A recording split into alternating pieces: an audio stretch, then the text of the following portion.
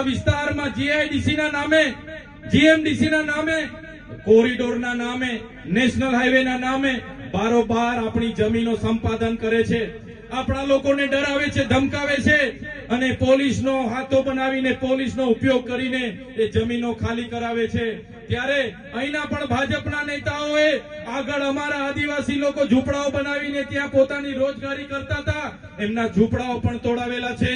ત્યારે આ મંચ પરથી ભાજપના નેતાઓને, એમના પોલીસ અધિકારીઓને કહેવા માંગુ છું, એ લોકો પણ સાંભળી લે, અમારા આદિવાસીઓને, અમારા ગરીબ લોકોને, અમારા દલિતો, વંચિતો, અમારા પાટીદાર હશે કે રાજપૂત હશે, અમારા એક પણ માઇનોરિટીના લોકોને તમે હાથ લગાડશો તો આવનારા દિવસોમાં અમે તમારા મોર બોલાવી દઈશું, મોર।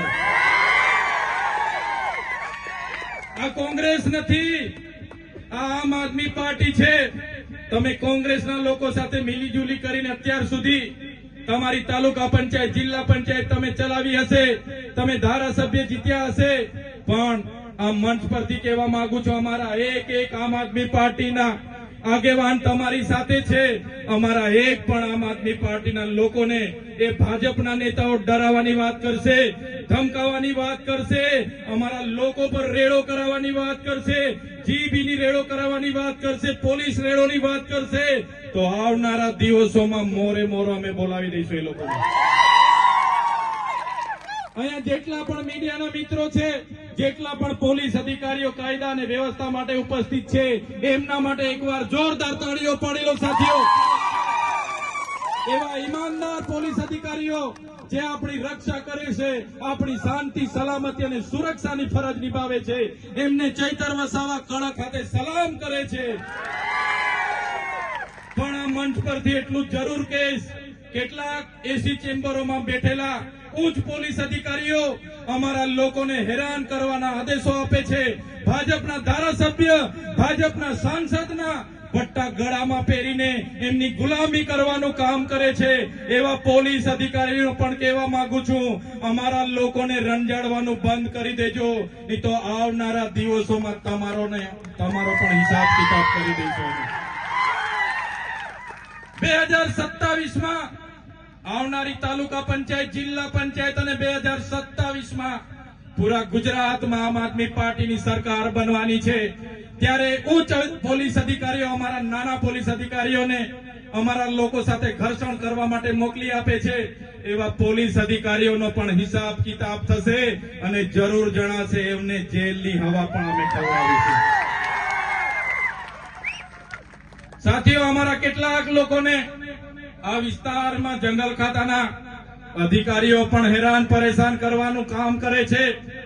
ત્યારે આ મંચ પરથી જંગલ ખાતાના લોકોને પણ કહેવા માંગુ છું, કાન ખોલીને સાંભળી લો, તમારું જંગલ ખાતું તો 1927માં આવ્યું છે।